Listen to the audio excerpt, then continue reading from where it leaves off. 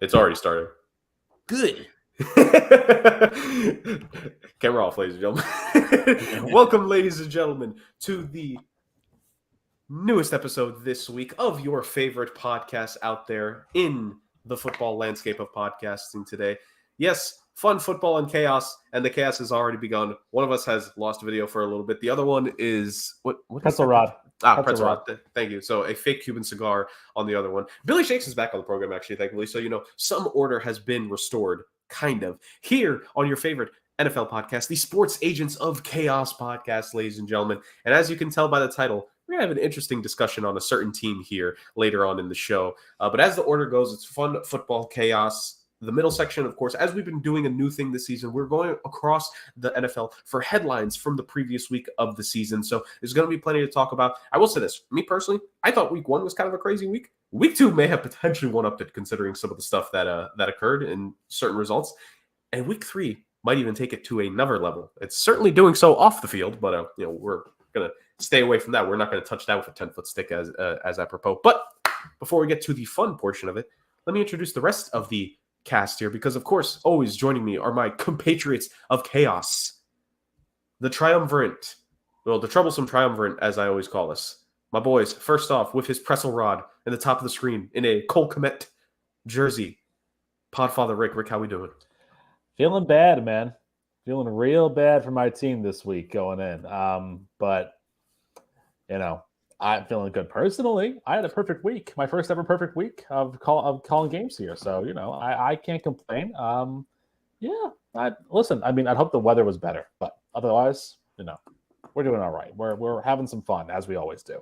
Yeah, it is looking to be a rainy day here in the Northeast for this upcoming weekend, which Billy Shakes is used to, as he is a pirate. He is a captain. He has sailed the high seas and the seven seas in the torrential conditions, and he's off to a tough start for himself, Rick. I think he's only won one game so far. I did hear him say off air that if he doesn't go 3-0 this week, he's going to release the Kraken in week 4. We're all going to be in trouble. So, ooh, yeah. Well, is that Kraken from Seattle? Is the question?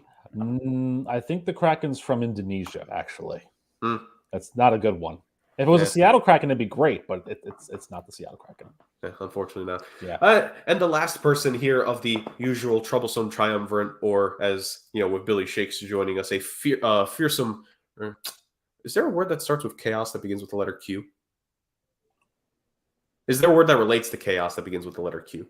If you want a history lesson, I can give you a quick one. Sure. Quisling? Yeah. The Quisling Quartet, as we will now be called. You wanted a verb, not an actual noun. Oh, yes. Okay, I got you. I would have accepted either word, but of course, yeah. ladies and gentlemen, the last. I have no idea. The last of our quartet here, the games master himself, the future game show host of America, Justin Zuckman, Zucktails, Zuckarooney, 1-1 Jets Zucker. Justin, how we doing this week? Yeah, 1-1. So. So that's your mood, just like the Jets. It's so. There's good and there's bad. Yeah. Look. They lost to a really good team. It is. I don't. Like I said, I've had some issues with. I kind of agree. We'll talk about it later. We'll talk about when we actually talk about football. I've got a new nickname for him, actually, based upon his Jets fandom. Jeremy Zuckert. Oh Lord, that's a good one. Anyways. Ladies and gentlemen, the fun football and chaos. Clearly, we've actually started with the chaos portion early because what the hell have the first 4 minutes been? But we're going to go past this, of course, and we're going to have a smooth show, we hope. Yes, sure. And all of that. Yeah, patent pending. But it all starts, as always, with the fun. And, of course, the leader of the fun, the games master himself, is here to lead us. So, Justin, what do we got this week for trivia? All right, guys. Puka Nacua has started off hot. He is, I believe, set the record for the most catches by a rookie within the first 2 games, his first 2 games. Can you guys tell me who is the all-time leader in receptions by a rookie in a season? Ooh. That's a good one.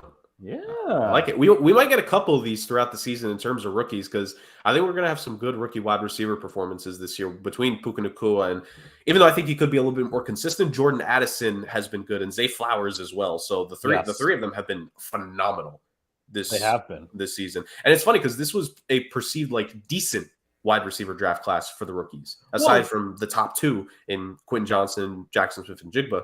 But it's really the later guys that have been balling out so far. Yeah, I mean, those two guys went to crowded rooms. Yeah. I mean, Nakua was a 5th-round pick, right? So, you know, he's nobody expected anything out of this guy, and he's been doing really good. Rookie with the most receptions. So, what rookie broke out in year 1? Actually, Do you already have it? Why do I feel like I know this answer, and why do I feel like I'm gonna rep my old college with this answer here? I could be very wrong about this, but Marcus Colston seems like a good shout. Did he get his playing time early? Yes, he did. He did? He did. He was a 7th-round pick, and I think he broke out. He broke out very early on. I think he had a really, really good rookie season. But I mean, because obviously my obvious thoughts were going to Calvin Johnson or any like the top guys, but I feel like this is a quirky answer almost. So I mean, I'm going to hold that one in the chamber while we discuss. But I don't know. Were you thinking of anybody in particular to start off with? Well, see, the tough part is I know he had over 1,000 yards his rookie season. So that's the start. If you had a good amount of receiving yards, then the belief is that you would have had a decent amount of catches. Mm-hmm. But Odell Beckham Jr., what was his rookie season like is what I'm trying to remember. Did OBJ have the amount of catches that equates his yards? Because again, Odell Beckham Jr., his career started off amazingly. Like, it has, of course, been overshadowed by, well, A, the back half of his career, and B, we've had a couple LSU wide receivers the last couple of seasons to come in and just be scorchers. Jamar Chase and Justin Jefferson, shout out to the both of them.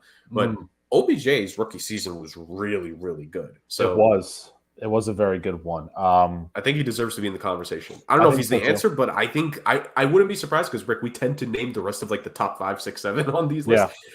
I'd be shocked if he's not top 5, top 6. You know who's not, I don't think, number 1, but you know who's a really good answer. And I think somebody who will be a sneaky top 5 who, and I say the name, you'll be like, where the hell is this coming from? But he had a really good rookie year. Eddie Royal had a really good rookie season. Oh, my God. Yeah. That is a name. That is a name. Eddie Royal had a fantastic rookie season. But, I mean, again, like I like OBJ. I think Michael Thomas deserves consideration as well. Yeah, he came out right out the gate. Could it be somebody like newer? Do you think? Do you think it could be like like a Jalen Waddle maybe?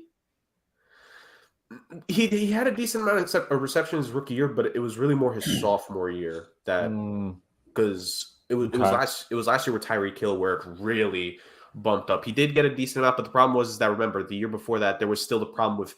Like, again, one thing that Mike McDaniel has done an amazing job of is make Tua look great. Like, Jalen Waddle's rookie year was still with Brian Flores, I believe, and the whole Brian Flores, Tua starting and other quarterbacks being there was still very much a tough thing. I think I got it, actually. I'm gonna lock in this answer for you. Justin. Anquan Bolden. Oh. Anquan Bolden had a fantastic rookie season. In 16 games, he was targeted 165 times. He had 1,377 reception yards. He had 101 receptions, making for second all-time. He had a phenomenal rookie season too, and I remember because we were talking about Larry Fitz that year, and then all of a sudden this guy was like, "Where the hell did Anquan? What the hell's an Anquan Bolden?" like nobody saw him coming. So he was another good one though. Oh yeah, okay. He was a. I feel like he's going to be one of those guys where it's like you're going to look back on history and you're going to think, yeah, he was a really good player, but there was always just like I don't know, amazing player, but it just feels like there was something missing from his resume. Am I wrong? A Super Bowl win? I thought he got his Super Bowl win though. So then what's missing? All pros, maybe? I don't know. Maybe it's just the individual accolades. Maybe it's just he got unlucky. But maybe he was a guy who was never truly a number 1 wherever he went. Maybe that was what it was. Maybe that could be what I'm thinking of because Anquan Bolden was phenomenal, but did he have a season where he was the guy on a team? Like I'm not talking about the stats wise. I'm talking about he was the number 1 option going in. No Larry Fitzgerald, no anything next to him, and then he produced as a number 1. I'm saying just because I'm not gonna lie, my brain has become smooth. I forget a lot of my history. So any Anquan Bolden fans out there, I do apologize, but it's just the brain forgets eventually. I'm sorry. Right. I mean, I guess so. If you talk about like the Ravens years, like Torrey Smith was there too. So, yeah, I mean, again, and then I know he played pretty well for the Niners after that, but I don't remember really who was on that team. Those teams are like 2013, 14, 15. I mean, that I won't hold it. Like, I'll say, like, stat wise, if he did produce, obviously wouldn't hold it against him because, like, in his later years, like the fact he was still able to produce at such a good level, Right? Pretty good. I was gonna say the Ravens team. He was on the Ravens Super Bowl winning team, right? He was, but he only had 65 catches that year. Like I mean, his that could have led the team. No, it didn't though. It didn't. No, I think Torrey Smith had the lead in receptions. Lord above. Yeah. Damn, Joe Flacco to Torrey Smith was a really good combo, eh? Yeah. You're telling me. Yeah. Yeah. So Smith had the most touchdowns that year. He had 8 receiving touchdowns from Flacco that year. I guess whoever was the tight end, was also there too back at that time. I forget who that was. Yeah. Mark Andrews' predecessor is what we'll call him. Mandrews, yes. Mandrews. Okay, so it was a Bolden second. So his rookie year was 03. So I don't know. We named a bunch of guys. And now that we have to think about it, I don't think OBJ eclipsed 100 receptions in his rookie season now. I think it was a pretty good rookie season. I don't think he eclipsed 100. You think Thomas did? Michael Thomas? No. His rookie season? No. Okay. No. Did Eddie Royal? Well, if you talk about that rookie season, if Bolden's 101, I think Royal was high 90s. This is going to help me. So let me waste my second guess and get out of the way. I'll give me Eddie Royal. Let's see what he did in his rookie season. Eddie Royal in 2008, he only had 980 receiving yards. Rather, he didn't have 980 receptions. He did have 129 targets, though. He is tied for 4th on this list at 91. So Jerk, that's a big drop off there. That's a 10 catch drop off from 2nd to 4th. That's a massive. Which means that there's only one other rookie in history that's ever gotten over 100 receptions in his rookie season. Right. Well, who knows? Maybe third place got 100. No. See, I think so. I'm not trying to sway you, but I think if you think about Tua throwing to an ex-teammate, it has to be Waddle, because who would know Tua better than Jalen Waddle? I agree, but did he get over 100 his rookie season? Is just my sticking point. I think he got like 80 something, maybe early 90s. I don't think he got over 100. Okay. Again, I think none of these Alabama kids could have just been great year one like that. Eh? None of them. Yeah. Well, I mean, they went to Alabama, so what do you expect? Well, to be fair, one of them did go over 100. He was just driving a car and not receptions in the season, but yeah. He's got some friends in Georgia who can tell you all about that too. Indeed. Marcus Colston, Michael Thomas. Like, I'm just going through the names that we've said so far. Definitely, it wasn't Megatron. No, it definitely wasn't Megatron. There's a name that popped in my head, but he didn't do it his rookie season. But he had a phenomenal season in his career. But it wasn't his rookie year. I think it may have been his 2nd or 3rd season in the league. I don't know why he's popped in my brain. Braylon Edwards. I don't know. Hell did that come from? I don't know why. Braylon Edwards just popped in my brain randomly. Here, I'll give you a worse one. Terry Glenn. How about that? Oh man. Okay, just because I'm struggling with it, I will throw out Jalen Waddle as my official guess here, just to give us something to like get the ball rolling a little bit more. So Jalen Waddle, Justin.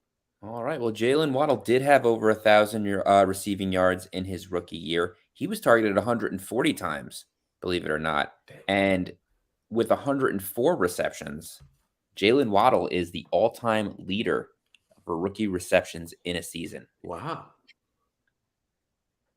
Who else did they have? I must have memory fog on that team because it didn't feel like he had 104 that year. Well, his rookie year was 21, right? Correct. So did they have Tyreek Hill that year? No. So who else was on there that was an option? Brian Hartline. No, who was the other guy, Justin? I believe it was Devontae Parker. I rest my case. Yeah. Oh my God. Yeah. Michael Thomas was third with 92 receptions, and Odell and Saquon Barkley were tied with Eddie Royal at 91. Wait, Saquon? 91. Wow. That's definitely got to be the most receptions for a running back for his rookie season. That's the only running back I see on this list. It has to be. Oh, that's not true. Reggie Bush is there at 88. Yeah, Reggie Bush. Makes and sense. also, Terry Glenn is there. Oh! Look at that. 90. You were making fun of him. He's tied with Amon-Ra St. Brown at 90. Look at that. Love it. So Love while it. Rick pens his apology letter to Terry Glenn for the rest of this episode. He was a Patriot. I'm never apologizing to him for anything. He knows what he did wrong. What, get drafted by them? Yes. Phenomenal trivia right there, Justin. Nearly tripped us up there, but we were able to just make it out of that one with a pretty good record intact, to say the very least. What else do we have for games on this episode, or is that it for it? That's all I got today. Oh, more than fair. Rick, Podfather, do we have a mind-blowing fact of the week? Well, I'm kind of making this one up on the fly because of our intro. Quisling, Vidkin Quisling, was it's spelled Quisling for you in the lower third ticker there, was the reason why that's a known name in history is because that is someone who was a Nazi sympathizer who tried to help the Nazis overtake the country of Norway back during World War II times. But so there's a terminology for someone who is a Quisling, and that is where it gets its roots from. The definition actually is a traitor who serves as the puppet of the enemy occupying their country. So in a way, Billy Shakes is the Quisling of this podcast because he's a traitor who occupies the seat where a other figure once stood, in a way. So, but it's not a name that I just made up. There's actually a very good history lesson with it. Learned European history with one of my all-time favorite high school teachers who years earlier threw a student's books out of a second floor window. What's the story there? It was during the defenestration of Prague lesson. So he showed what they did basically, but he couldn't show with the students. So he took their books because they were not paying attention and he threw them out the second floor window into the courtyard. So there you go. Look at that. Well, so I'm just going to throw out the idea of having a quartet, any words with Q for quartet now. So it'll be back to foursome for this. You know, we are actually no. We're the Three Musketeers and a pirate. Three Musketeers and a pirate. Yeah, that works. Yeah, that totally works. Yeah, good candy bar too, by the way. So I did not expect the mind-blowing fact to go there. And as we get demonetized for that mind-blowing fact of the week here on YouTube. It's history. People learn history all the time. Come on now. True. Although not like we were making money anyways on the show. Anyways, our Duncan residuals haven't come in yet for obvious reasons. Well, also the fact that, we're still waiting on Rick to pawn off, what was taken from Soldier Field earlier this week. But, irregardless. I bought this fair and square. Thank you very much. Golly. We do have video proof that, he has worn the Cole Kmet jersey before this week. I've actually only been to Chicago once for 5 minutes and I was 12. So, I thought you were going to say, I've only been there once for 5 minutes and you're doing cargo for transportation. Well, no, it wasn't that. I lay over to Austin, another fun city. So as the jokes continue there, and as Rick now clearly has something against Austin, because when you call something a fun city with that tone of voice, we assume that there's some sarcasm. Well, again, I was 12 at the time. What's a 12-year-old who can't actually drive a car do in Austin when they're there for a volleyball tournament that I'm not taking part in? Enjoy the food. Well, but I was 12. I couldn't go on my own and get food. I had to, go to restaurants that I was told to go to and had to be dragged to. Skill issue. Anyways, moving on from the fun, let's go to the football portion of the show. Finally, ladies and gentlemen, I think we've all been waiting for that over the last 20 minutes. Week 2 of the NFL season, guys. Interesting to say the very least. Week 1 was a cavalcade of chaos for us. We had the shootout of the Dolphins-Chargers game. We had both New York teams just absolutely get blasted with bad luck. Well, bad luck in case of one of them, bad result in the case of the other. In the primetime games in week 1. We had the Bears get absolutely shellacked in week 1. We had the Steelers get slaughtered. So all the upset picks for Rick basically were dead and buried on week 1. Yeah, that's true. But week 2 gave us even a little bit of more, and that's what our story/observation segment is that we're not going to cover every single team, every single game, because let's be real here, I think it's very much proven that not all these teams are worth it, to say the very least. But it's still something to go game by game and be able to talk about it, break it down, what happens. So who wants to start things off with a story or observation they made from a game from week 2? Let me take this to start off with first. Are you okay, Joe Burrow? I mean, honestly, tell me, are you okay, Joe Burrow? Are you still cool? Because Jamar says no. Right. Jamar, who caught 5 passes last week, says no. This was an interesting game to say the least because, I think we all expected a nice bounce back from Cincinnati. And to be fair, Burrow threw for 222 yards and 2 touchdowns, but there's just something missing with the Bengals right now. And I'm not quite sure what it is. Their running attack really isn't there. But you can say the same thing for the Ravens because obviously J.K. Dobbins was gone in week 1. They tried to replace him with Gus Edwards and Justice Hill, and now Hill is out for week 3. So Lamar is like hanging on by a thread, watching all the pieces around him fall in a really bad chess game where he's the king and you're playing a grandmaster and you've lost every piece in 5 moves, not just him. And I mean, look, for Baltimore, it was a good win because, going up 2-0, 2-0 rather, and, having that win over a division rival and being 2-0 in conference, tiebreakers for Baltimore are really, really good. The problem is, how many guys have they lost? I think they lost 7 guys this week going in against the Colts. So I think asking if Joe Burrow's okay is one thing because, he hasn't looked the same. But Baltimore, are you okay too? Because, you guys keep dropping like flies over here. Like it's only been 2 weeks. Where's your conditioning? Yeah. But the thing is too, this is the same thing for Baltimore year in and year out. How many injuries are on this team? And it's just like, what's going on in Baltimore that everybody's getting hurt and like tons of times? It's very strange. Both teams are very strange right now.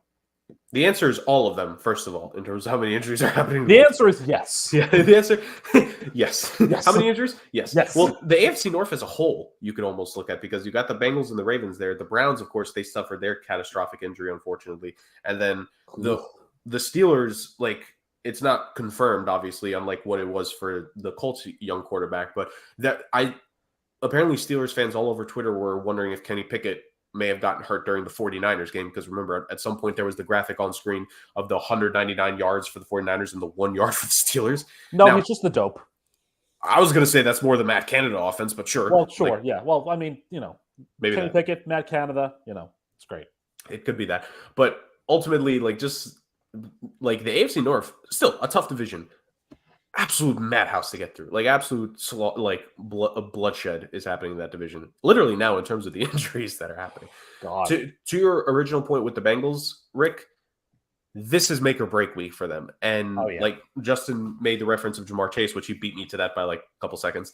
Like, do you guys think yes or no? I haven't seen the official news yet. I don't know if the news has broken officially, but do you think Joe Burrow is going to be playing in this week 3 game? Because I'm starting to doubt it. I mean, I think for Cincinnati's sake, he better because, Jake Browning is not really worthy of an answer. And I know they just got Reed Sinnett because Will Grier went to the Patriots active roster. So I think – so here's the thing. If I'm Cincy, I see Aaron Donald across the way. I really have to because if one bad hit and the Bengals season's done. Yeah. So I think it's gonna be a game time decision come Monday night. Honestly, I do. I think he plays, but I think that it's not gonna go well for them. You're saying Bengals start 0-3? I'm not saying that. I'm saying that they if they lose, I won't be surprised. But if they win, it's gonna be an ugly win. Yeah. Copy that. So, Justin, anything you have to say about the Bengals? About the Bengals? I'm not so worried. The only thing that I would be worried about is if there really is a Joe Burrow injury. but they started 0-2 last year and made the AFC Championship game. They are notorious for starting slow. Their offensive line is still an issue that they have not been able to address. Obviously, you'd like to see them fix that. I don't know if it's a coaching thing. I don't know if it's a personnel thing, but it's something that has plagued them forever, and that's part of the reason they can't get Joe Mixon going, Yeah. who also might be starting to become at the end of his rope. I know he's still fairly young, but it seems like he's been in the league forever, and he's taken a ton of hits. And the NFL stands for not for long, especially when it comes to running backs. Yeah. So we'll see. I don't think they're going to win this week. I picked the Rams in my pick'em league at work, but yeah, I don't think there's anything wrong per se with the Bengals. I think you'll start to see them pick it up, and once they get that passing attack going, the run game will follow. Yeah. What I will say is this too, and Justin made a good point on it. They have started slow. This week is not as big of a must-win as you would think, because it's not like they're playing the Chiefs next week. They're playing the Titans and then the Cardinals. So if they start off 0-3, they could still find a way to get right to 2-3. Get to 2-3, and then play for 500 the following week against Seattle. But that Seattle week starts a stretch where they have to play the Seahawks, the Niners, and the Bills in back-to-back-to-back weeks. So if it doesn't happen now, it has to happen in the next 2 weeks, because otherwise, Cincy's in a world of trouble. Oh yeah, and especially again, this is a Bengals team that obviously they are not this level of team, but like you think about it, Jonah Williams and T. Higgins are going to be free agents at the end of the season. Those are two guys that are supposed to play. Like it's kind of last dance vibes when it comes to the offense, because Joe Mixon already had to get a contract restructure this offseason. He might get cut next offseason for all we know potentially. Like this will not be the same Bengals team we're going to get next season. No. This is just a straight up fact. And are they going to be able to make it work? That's why I kind of disagree, Rick. I think now needs to be the time for them to get it together, because if they don't get it together, and maybe this will be my last point for it before we move on. I think the thing with the first 2 weeks is that you have a Browns team that has a number one corner in Denzel Ward. You have a Baltimore Ravens team that has a pretty good secondary overall, like between safeties and corners. This is the weakest of the first three opponents they have in terms of secondary. So maybe this is the game where Jamar Chase and T. Higgins are able to just dice up the Rams defense in the secondary. And they got to catch the ball from someone who can throw it to them, though. Yeah, very true. Yeah. I think the very first question that Rick asked about this, or not first, maybe the second question, what is Cincinnati missing? The answer is a calf, Rick. Not a baby calf. Not a baby calf. Not the kind we're talking about today. Yes. Yes.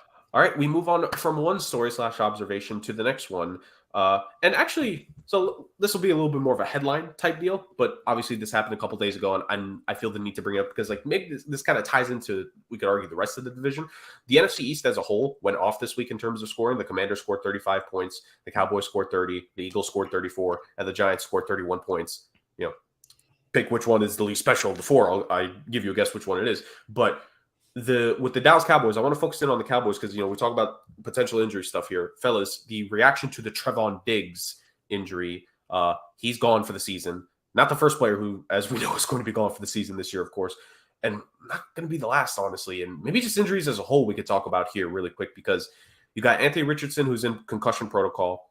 You have Trevon Diggs, who's out for the season. I think it was his ACL, if I'm not mistaken. And then was there one more long-term injury, or just like a skew of other ones? I know Anthony Richardson. Well, I mean, you're not counting the Nick Chubb injury, obviously, but that's a long-term one. Yeah, that's a very long-term one. He's out. So, what are your reactions to like just these injuries and how they're going to affect some of these teams going forward? You could pick any of the injuries that I've stated already and go into that detail if you so choose. But Justin, I'll throw it to you. What do you make of the injuries that is already testing a lot of these teams just a couple weeks into the season? Yeah, it's interesting that the issues that I've seen are the running backs, really. I mean, those are the ones that seem to be affecting teams the most. And the two teams I'll point out are, I think it's going to be the Chargers. Missing Eckler last week was huge. And the Packers, I think Aaron Jones would have been the difference between a 2-0 start and a 1-1 start. They did play a tough contested game against, albeit a pretty good Falcons team. But I don't know if it's the running back Illuminati that's coming out and supposedly faking all these injuries, which is something that I heard as a rumor during the week, or they're just older guys because they they really are older in terms of running back, but the injuries to top running backs this year has been rough. And now we have Saquon out, obviously, this week. And the Nick Chubb injury, which was just horrific. And you hate to see, because, anyone that knows football knows that Nick Chubb is good for football, and we love watching him. So, hopefully he can come back stronger. But yeah, these teams are really going to start to be affected. And now you're going to really have to see what the Browns are made of too, because they were relying heavily on that running game while Deshaun struggles. Yeah, and two others too. I know we talked about Baltimore, but again, Dobbins was out week 1. Justice Hill's not going to play this week because of turf toe, and David Montgomery from the Lions also is doubtful to play this week. Which hurt my fantasy team last week a little bit. But that's the only joke I'm going to make about these injuries, because Bart Scott, go scratch yourself. You're a terrible commentator. But regardless, let me talk about Anthony Richardson for a second here, so I can. We had mentioned, that he was a project and he was raw and he was not ready to play right away. But a lot of that also has to do with his style of play, because he's a very all-out type of runner, but he's not the Josh Allen build. They're the same kind of player, but Josh Allen being 6'6" and a little bit more stocky kind of allows him to absorb those hits, whereas Richardson is still on the younger side. But I will say this. The Colts are in a pretty good position here, because they do have a very good backup in Gardner Minshew, who I think can, at least for now, guide Indianapolis through this little, area where they are. And look, they're 1-1. They're still a solid team going into a game against Baltimore. If I'm the Colts, I don't rush Anthony Richardson back in any capacity. He had 2 weeks. The first week was meh. The second week was good promise, and then he got hurt. Don't rush him back. Let Gardner run this team for a few weeks, maybe a couple months.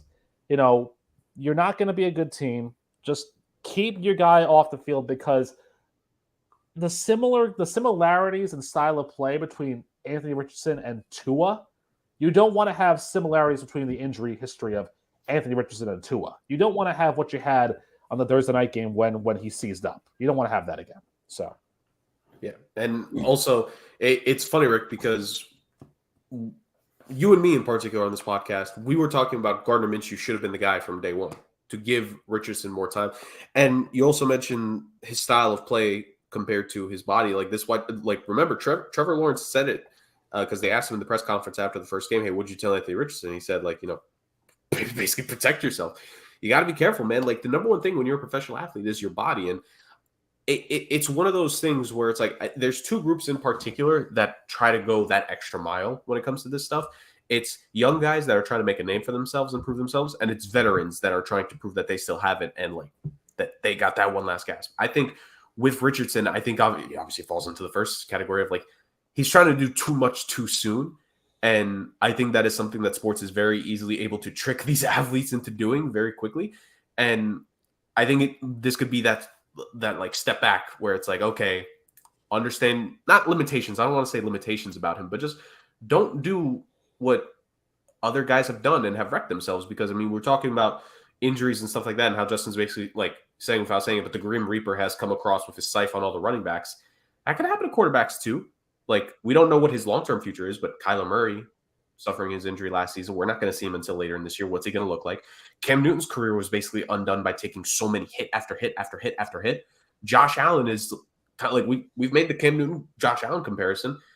When Josh Allen is jumping in the air being hit by 3 guys and he's still short of the first down marker, that's not smart to do either. If you're the Colts, maybe it's a good thing that Anthony Richardson now needs to take a step back and be dude, relax. Yeah. And on that side too, Josh Allen, go watch the Woody Harrelson movie, White Men Can't Jump, honestly. But talk about rookies, Bryce Young's not playing this week either. Yep. Ankle.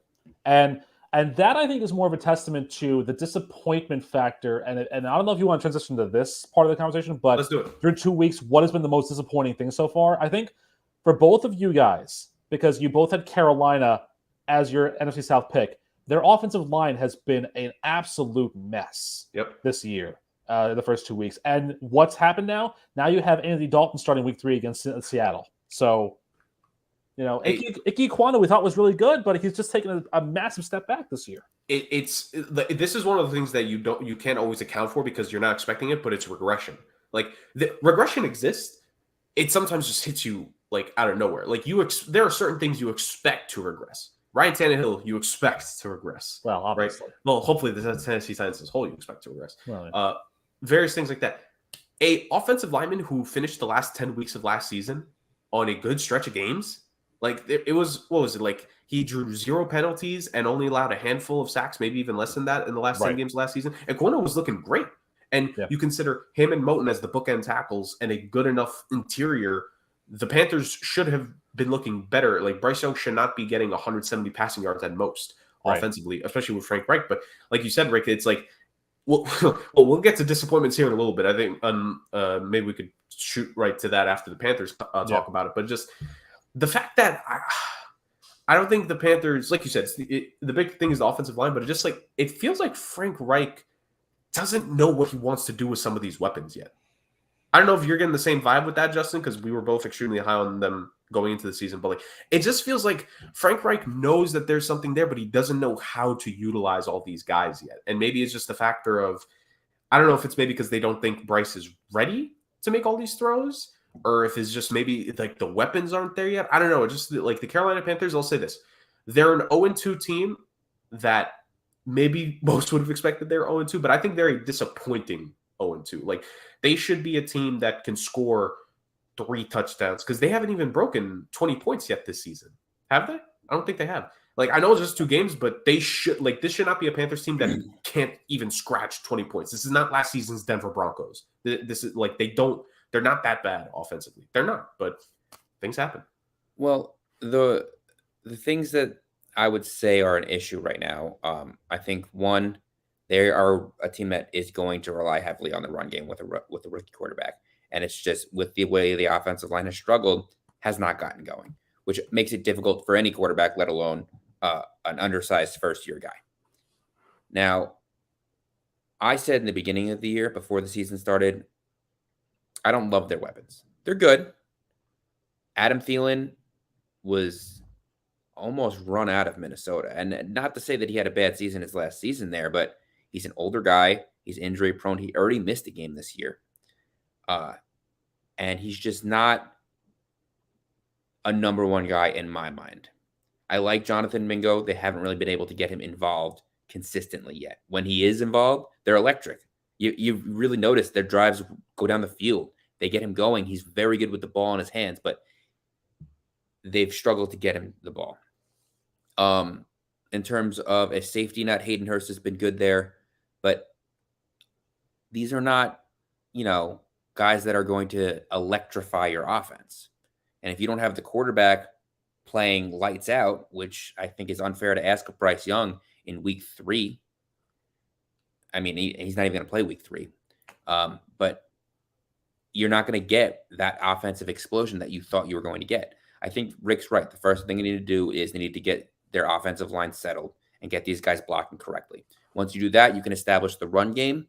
And then you could start to see, all right, maybe we'll start to work in some screen passes. We'll start to run some guys down the field, and we'll see what this kid Bryce Young really has to do. And he hasn't been perfect. It's not like he's infallible. He's made some mistakes. You saw some mistakes that cost him the game in Atlanta because it was a game that they were really in outside of a couple of interceptions.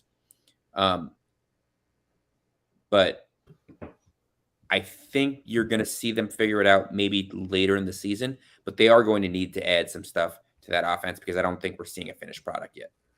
Yeah, absolutely. And I think it just ultimately comes down to figuring out how to scheme it when they are able to get it together, because you mentioned the idea of like being creative with offense with like screen passes and stuff. I think that's part of the reason why I didn't think this was not going to be a team that I thought was going to be a natural offense, but I thought the idea was there to make it a very much creative offense in terms of the guys you have that can run. Like, dude, at the end of the day, I don't understand how Laviska Shenault and Terrence Marshall Jr. are not better than what they are.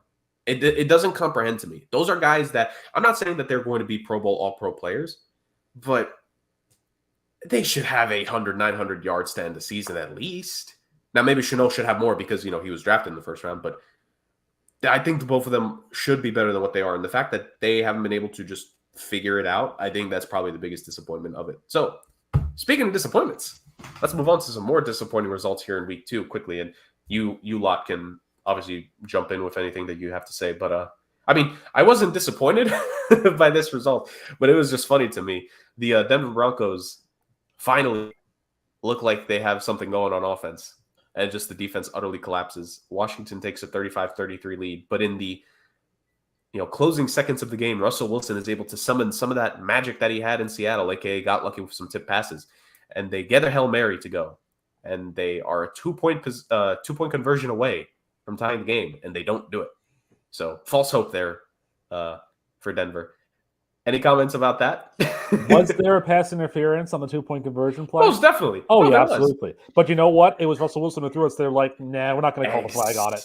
Couldn't have happened to a nicer coach. Oh, I love it. I love it. I will also say this on the flip side of it. What a game for Sam Howell, man. Almost 300 yards passing. Didn't look like he had any issues really in the pocket. I mean, he got sacked 4 times, but Denver's defense is pretty good. 2 touchdowns, though. He got one to Terry McLaurin and one to Logan Thomas. Washington is a surprising 2-0 team, man. And the running game as well. Brian Robinson, yeah. 2 touchdowns, beast. Yeah. Yeah, they are clicking on a lot of cylinders, and I think they're a big surprise. But look, will they come down to earth eventually? Absolutely. I think they come down to earth this week. But it's been a great 2 weeks for them, honestly. It has been. The win over Arizona wasn't spectacular, but it was a win. And then the win over Denver was just a great offensive performance that they just needed a little bit of rabbit's foot at the end. So Eric Bieniemy doing a spectacular job. How about that? How about that, Eric Bieniemy? It's almost like a concept. It's almost like he knows what he's doing when it comes to play calling offense. I think he's a good coach, guys. I think he's a pretty good coach. Yeah. Well, at least coordinator, for sure. Yeah, well, for sure. We could prove the whole, how much influence did Eric Bieniemy have on the Kansas City Chiefs? Well, look at the Chiefs' first 2 weeks and look at the Commanders' first 2 weeks. Woof. Let me tell you something. That Kansas City-Jacksonville game was just the absolute opposite of what we all thought it was going to be. Yep. In fact, let's go to that. Justin, I'll throw the conversation you here first.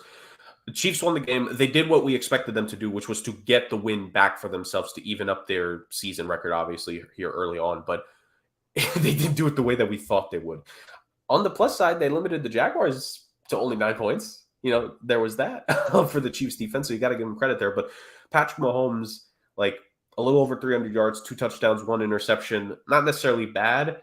Like, this is one of those, you expect so much of the Chiefs and the standard is so high, but it was a very sloppy 17-9 victory over the Jaguars. What did you make of that game, Justin? Because if I had told you that that Chiefs Jaguars was going to finish like whatever the over-under for that point total was, if I told you it was going to finish under, a lot of people would have thought I would have lost my mind if we were doing it from a betting perspective. So what did you make of that low-scoring affair between the two teams?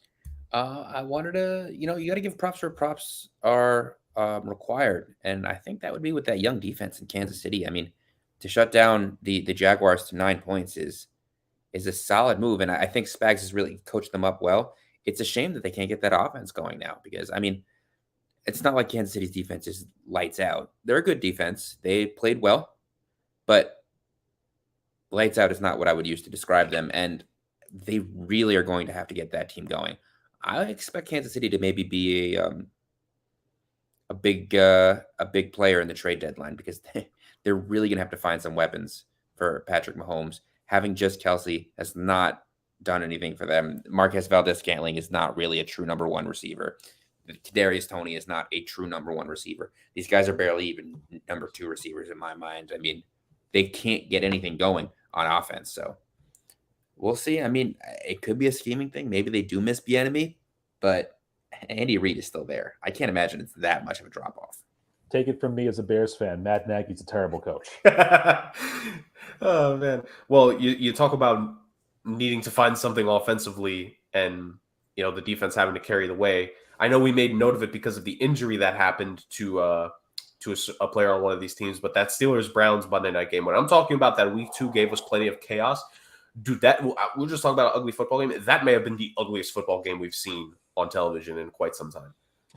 That was a game. We can confirm that. That was a football game that was played. But it was, to say the very least. You have so the game started off weird with the Alex Highsmith, 30-yard pick six that happens. The Browns slowly able to get offense going eventually, but then, of course, the Nick Chubb injury occurs. You have the Steelers just, slugging for something before George Pickens finally breaks something off for them. And then it looks like the Browns are going to be able to get away with it. The Steelers do take the lead in the third quarter, but the Browns take it back with a Pierre Strong touchdown. And then TJ Watt with the fumble return caused after a sack. First off, TJ Watt, early defensive player of the year, 2 games in. But like that was the definition of the kind of game that I'm not saying week by week, but like when I talk about the Lions defense needs to play like a unit like that, that's the kind of performance we expect from them. This Steelers-Browns game, like we talked about the injury aspect of it, guys.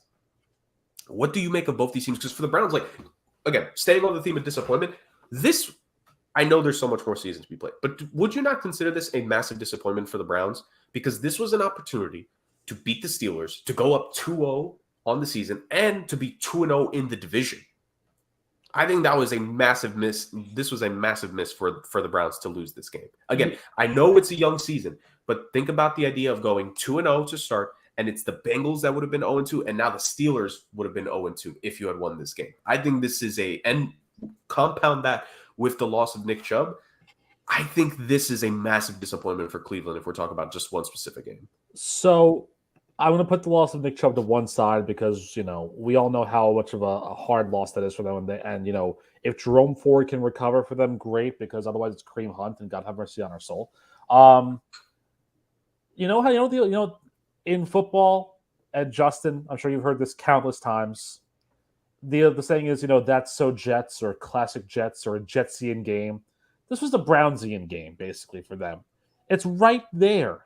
It's right there in their grasp. Pittsburgh has no offense, and yet Deshaun Watson still does not look like he's fully back to the guy who was at Clemson torching everybody, or at Houston torching everybody. He's still not fully back yet because, the old Deshaun Watson would have seen that blindside rush coming and gotten away from it and not had that fumble caused that TJ Watt picked up for his first career touchdown. What? He only has one? Regardless. Yeah, look, Cleveland threw this game away, man. I mean, I know the Nick Chubb injury was gruesome as it was, but you had so many, and they have good weapons too. They have Amari Cooper. They have Donovan Peoples-Jones. They had a good rushing attack. Jerome Ford ran off a 70-yard run after Chubb. They had a good opportunities to put this game on ice, and they just kept keeping Pittsburgh in the game until the very last stands. Because again, I saw one video on YouTube that I think, Jurgen, you might have seen. I think it was like a highlight heaven video or something like that. And it said, this guy won the game for Pittsburgh. And it was Presley Harvin III, the punter. Because you talk about a guy who's changing the field and changing the way the game is. Field position in that game was huge. I felt really conflicted at the end because that game gave me a perfect week, but I was like, do I deserve this perfect week? Like, Pittsburgh did not deserve to win this game, man. I think we say it as much as Pittsburgh won the game, Cleveland lost the game, basically. I think that's the best way you can put it. Yeah, I mean, Cleveland seemed like the better team for most of the game. 2 defensive touchdowns was the difference. And anytime you lose a game to 2 defensive touchdowns, there's going to be question marks. And I think that the question marks really have to go to Deshaun Watson. You're right. He's been a disappointment since he's gotten to Cleveland. He has never lit things up like he did when he was in Houston, when he was in Clemson. Is he worth the contract that they gave him? Is he worth all the picks that they gave up? Are they going to make the playoffs this year? I mean, they play in a tough division. Yeah. It's going to be interesting to see. I know that these games are always close, but when you have a guy that's underperforming, a quarterback, because it's different. If you have a quarterback that's underperforming this way, at what point do you start to question your leadership and your quarterback and your coaching and the entirety of the team? This thing might not be too far away from a scary collapse. The Nick Chubb injury hurts. The Deshaun Watson play hurts worse. Yeah, for sure. But I mean, I will say this when it comes to, talking about being in a close game, like, yeah, being in a close game is nice, but when you lose almost every single one of the close games, that just means you're a loser. like it doesn't matter if you lost the game by 3 or 5, you lost. And if you continue to lose the games like that, what does that make you? It's why, like, again, this will be a topic to revisit in more detail closer to midseason. I think we'll probably do something about it. Maybe post-trade deadline, I think, would be the fairest time to do it. Hot seats. Like Rick was talking about how Kevin Stefanski is going to be on the hot seat. Again, like how many of these one-score games going back to last season have the Browns lost?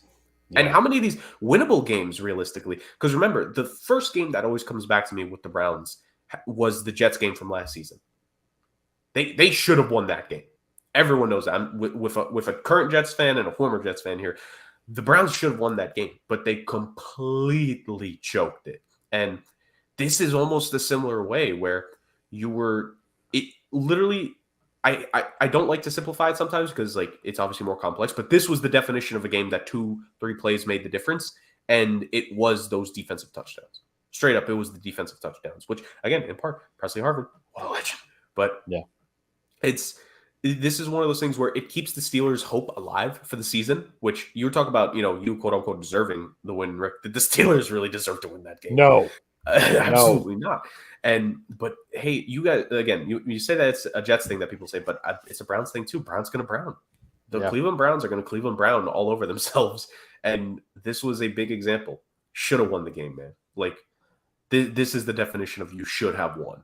And I don't think it's hyperbole to say, at least let's say short term, 3 to 4 weeks. I think this loss is going to sit in their minds, to say the very least, because losses, they pile up and they will impact players no matter how much their head coaches try to deny it in press conferences. Speaking of coaches that do that, Los Angeles Chargers. I was going to say, we have to add Brandon Staley's going to Brandon Staley to this trope. Yeah, we might have to soon because, oh, dear Lord, the Los Angeles Chargers at one point were in the lead. Well, at several points were in the lead against the Tennessee Titans. They were up 11-0 in the second quarter. They were up 14-7. They were up 21-17. They had to be the ones to tie that game, ladies and gentlemen. Despite the fact I just said they had the lead on multiple occasions, they had to be the ones to tie the game, and they lost the game. So I want to, Jurg, I want to leave this to just having Justin discuss this, and I'll tell you why. Because this was his pick last week. Not only that, of the three of us, this was the only game that one of us lost in our pick challenge last week. That of the three of us that have, pumping hearts and blood and actual emotions. So I want a Justin mini rant on the Chargers at this very moment. I don't know what you think. I'll queue up the ticker if I need to. Let's do it. Chargers aren't worth a rant, but let me just say this. There's issues there for sure. And coaching might be one of them. But my issue here has to be the defense. I mean, the Saints aren't the best. The Saints are a fantastic defense. They had Tannehill looking like he didn't belong in the NFL anymore. The Chargers made him look like he could be a Pro Bowler. And that's the difference for the Titans in week to week. And that's going to be the difference between the Titans winning games and losing games. Because as great as Derrick Henry is, he's no spring chicken anymore. They need him to throw the ball.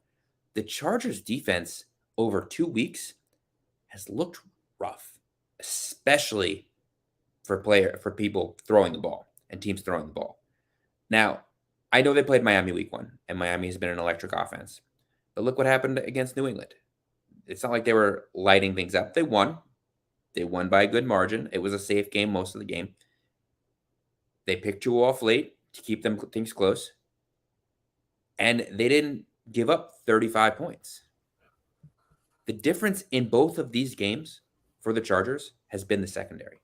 That high-priced, star-laden secondary that everyone was talking about. They signed J.C. Jackson. They have Derwin James. They are among the top defenses. They have Bosa. They have Mack. They're going to get after the quarterback. When? When are we going to see this expensive, high-priced defense coached by a defensive-minded head coach who I believe his specialty when he came from L.A. off of that Sean McVay defense was secondary? Yeah. When are we going to see this supposed playoff team with one of the highest-paid players of all time leading the charge at quarterback win a game and win strong? Because it's not like that we were expecting the Titans to light things up this year. 1-1's not a bad start. I expect them to play well. DeAndre Hopkins is a great signing for them. He played well against the Chargers. That was part of the reason they won, especially in the second half. When are we going to see this secondary step up? And when are we going to see this defense in general step up and help this offense? Because even without Eckler last week, Keenan Allen was doing well. Mike Williams was doing well. Even Donald Parham had some solid shots at the end zone. They got Quentin Johnston involved, who's not really playing, which is another issue in my mind, but that's only because he's on my fantasy team. But we really need to see that defense step up because these guys that are getting paid all this money aren't playing like it. And not just money, like first round pedigree. A lot of the starters on this Los Angeles Chargers defense were first round picks. Now, some of them weren't the Chargers picks, of course, mainly Khalil Mack, but at the end of the day, it doesn't matter. A lot was invested here. And neither was J.C. Jackson. They're being paid a ton of money. They've given up a ton of assets. They've gotten all of these great big name players there. They have a big name head coach who's going to fix the secondary, and he's going to make the defense look tight, and the offense is going to be a good play calling. Is Kellen Moore? That's where Kellen Moore went? He's those. Yep. The offensive play calling has been excellent. They've really, honestly, they've been lighting it up on offense. Yeah. Herbert's here and there. He makes mistakes, but for the most part, they're scoring a ton of points. Yeah. And that's what you want. They're allowing a lot. They're allowing more. And that's they're 0-2. I love the fact that you mentioned that, Justin, because forget even just the 0-2. The last 4 games for the Chargers, going back to last season, including the playoff game against the Jaguars and the regular season finale against the Broncos, that Chargers defense, 27 to the Titans, was the lowest of the last 4 games. Yeah. They allowed over 30 to Miami, over 30 to Jacksonville, and over 30 to last year's Denver team. Yeah. And look, last year you want to make the argument guys were hurt, guys were playing banged up. Fine. This is a brand new year. Yep. There are healthy guys. Yeah. J.C. Jackson was supposed to be healthy. All along that defense. And look, you can't even blame injury. This is 53 NFL players. All right? You have to produce. And I don't even care if it's about turnovers. Let's get a stop. Yep. Bat down to pass. Let's look at. Hold on, I'm going to bring up the game real quick. I want to see how many 3-and-outs they had. I will say this while you're looking that up. I think this hurts in 2 facets for Justin because number 1, you're absolutely right. I mean, Quentin Johnston's on your fantasy team. You should do better. But number 2, you also picked the Chargers to win the AFC West this year. So it's also come from a place of hating on this. But look, Brandon Staley is a coach, and this is an indictment on him, who is finding the most creative ways to lose games. Yeah. That's not what you want. Week 18, Jared, you mentioned it last year. He started his starters when they already had a playoff spot sewn up. Yep. And Mike Williams fractured his back. Rick, it even goes to his first season where he calls the timeout against the Raiders when he didn't need to call the timeout. You gave Vegas the game. Literally, you are playing coaches losing bingo, and you've won 9 times over. The playoff game against the Jaguars. How many 4 picks Trevor Lawrence threw in the first half? Just the first half. And you lost. And then, obviously week 1, the shootout. But can you stop Tyreek Hill? Thank you for not, because 211 yards got me 36 points in fantasy. Go me. But at the same time, then last week, the Titans. Of all teams. The Titans. And now, Justin's high-priced defense that he's talking about, are they going to really have an issue of being terrible when you look across the line, J.C. Jackson, and you see Justin Jefferson this week? That game's going to probably be like a 51-50 game because both defenses are horrible. Last team to have the ball wins. I would be surprised if any of us pick them above a 2-point game. That Chargers-Vikings game is not my 4 or 3. I promise that. It was even, I think, going into today, and now it's a 1-point favorite for Minnesota. I don't like the betting line was declared out again. That's why. Yeah. Also, these teams are mirror images of each other now. They are. The only difference is one is way more expensive on defense. Can we call the Chargers a fraud then, too? I was going to say, this to me is my game of the week. This is the fraud off here. Well, let me say this. For a team, fraud off. Pillow fight of the week.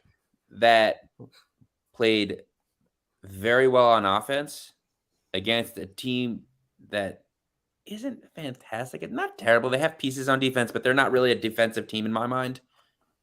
To go 3-and-out with 0 yards in overtime when you get the ball first, yeah, that's bad. Is tough. Especially with Justin Herbert as your quarterback. And again, it doesn't matter who. It doesn't matter who was the quarterback there. Well, I'm just an offensive team, right?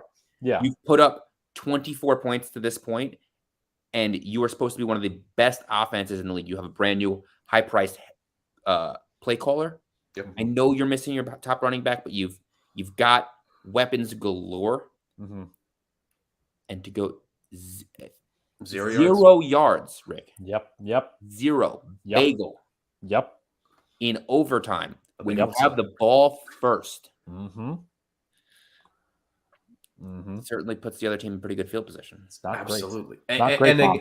And again, when you were talking about the defense, Justin, to just harp on them one last time, you look at like the long ball has been their biggest weakness, because even like the Dolphins game was one thing. Jalen Waddle, Tyreek Hill, okay, like there's some way you could kind of work out in your brain Tyreek Hill's going to do that. But look at these are the longest yards that the top 5 Tennessee Titans receiving options had. Like there's the longest catch each of them had.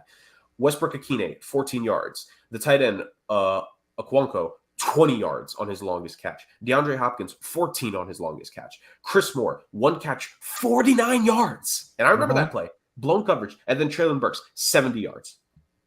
That's unacceptable. That is absolutely unacceptable for a team. On both facets, the Chargers are failing. On both facets, the Minnesota Vikings are failing. Though we kind of already talked about them last week. Yeah. It's bad. It's to say the very least. And to further your point, too, the Chargers are allowing points on 66% of red zone opportunities that they are defending against. They are, at the moment right now, I think it's like 6 of 9 or something like that. That's how a head coach gets fired, man. Yeah, that is how a head coach gets fired. And, Yep. and Tom Telesco, his job is on the line. He's been the GM there for a decade, and I think they only have 1 playoff win. You know what's funny? I told this to my friend earlier this week, and he could not believe this. I think in the last decade, the Texans have more playoff wins than the Chargers. They do. We've talked about that, and I will wave that banner that Telesco should be fired after this season if they do not make the playoffs. Because what have you done? Not even just about You've done nothing. Win a game in the playoffs. You've done nothing. Like Telesco and Silly, go get out. You've done nothing. It's been bad. And Herbert just got the contract, so he's staying. We know that for a fact. And this is not a Kyler Murray situation. Justin Herbert is one of the quarterbacks that teams salivate for. I was saying this already. Like, whatever your personal thoughts are on Justin Herbert and how the Chargers win and lose their games, all but like 5 to 7 teams in this league would take Justin Herbert in the quickest heartbeat imaginable. Justin Herbert, like we always talk about, it's the quarterback, it's the head coach, and the GM that are always lumped together in conversations when it comes to regime change. 2/3 of this regime could get fired at the end of the season. I'm telling you who's staying there, and it's the guy they just paid $250+ million to. I can think of 2 teams who would like to have Justin Herbert over their current quarterbacks that they currently have. And I'm ironically doing a podcast with 2 of those, with fans of 2 of those teams. Yep. Real quick, just so we can get going very fast to the Thursday night football game.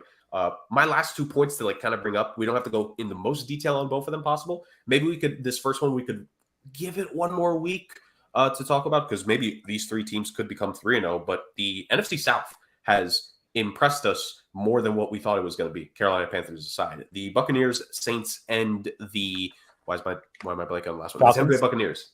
But no, Buccaneers, Falcons, Saints. Yeah. I should have just gone alphabetical order with the names. Yeah, are all 2-0 to start this season. In various ways, did they win? The New Orleans Saints, of course, breaking my heart with the Carolina Panthers. The Atlanta Falcons getting me my perfect week in a big way against the Green Bay Packers. That offensive skill position group looking great. Desmond Ridder, but the weapons, pretty good. Yeah. And then the Buccaneers with upset win in week 1, of course, and then a game that people were hoping, this actually perfectly correlates to the second point I was going to bring up, the Chicago Bears. You want to talk about disappointments to start the season. The Chicago Bears. Now, any non-Bears fan, and Rick would be the exception because, he didn't have them being a overwhelming team, obviously. Adam. Any non-Bears fan looked at the Bears. It's like, yes, you made improvements, and they had truthfully, a weaker schedule on paper. This team could have been in line for 7 wins this season. Should have been in line for 7 wins this season. But the way they're looking the first 2 weeks, I'll be shocked if they get 5. It is not looking great for the Chicago Bears to start this season. And I texted it to both of you. Justin responded to it. Rick didn't. Ladies and gentlemen, there is potential for later this season. It'll be the greatest Tank Bowl matchup of all time. We could have an 0-15 Arizona Cardinals team take on an 0-15 Bears team. And I just want you to know that every single night before I go to sleep, I'm going to pray that we get this matchup. And if it happens, we might actually have to make a shirt for the show for the first time ever. We need to make this a shirt if this game happens. Because the 0-30 bowl, there is potential. Yeah. There is potential for it. And I think it's going to be a wild ride, to say the very least. Yeah. Yeah, listen, it hurts, man. It hurts because, Jordan Love owned the Bears in week 1. And, lifelong Bears fans who have been suffering through the Aaron Rodgers years thought maybe this is our chance. And the defense is just not good. And then in week 2, the offense just laid an egg, and the defense was also not good, which is interesting because Matt Eberflus is a defensive-minded head coach. Yep. And now that there's no defensive coordinator, he's probably going to be calling the plays on the defense for the most part. So what's the deal? What's going on in Chicago? It's very disappointing. And look, Chicago and Arizona are not winning this week. If they do, those are the biggest upsets in NFL history for the games they have later on. Let me drift over to the NFC South for a second here. Even though the Falcons, Bucks, and Saints are 2-0, this division is by no means out of reach for Carolina. If they can right the ship, they're still a competitive enough team that they can. And then this is coming from a guy who picked the Falcons to win the division this year, while the two of you picked the Panthers.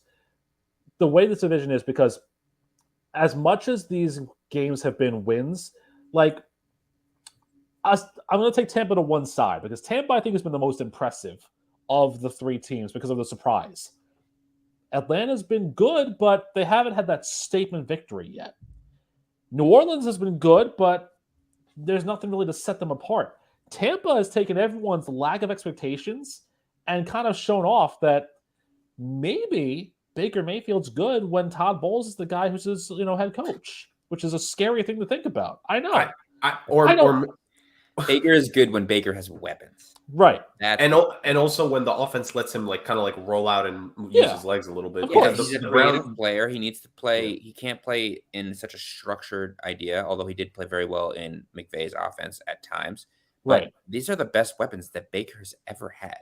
That's true. Including the Rams. Odell was a great weapon for him, but Odell was always hurt. Yeah. Jarvis Landry was never what he was in Miami or LSU. This is easily the best complement of weapons he's ever had. And you're seeing it. Mike Evans has had a 30-yard touchdown in both games. Yeah. And I know that they've played okay teams. But this is an excellent complement of weapons for him. And the offensive line is nothing to snuff at either because they've played well. They're a good team. They're very good along both lines.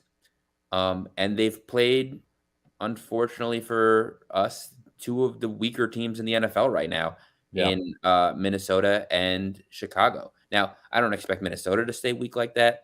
Chicago, there are some issues. It is so fun to watch them play. It is so fun to watch Justin Fields.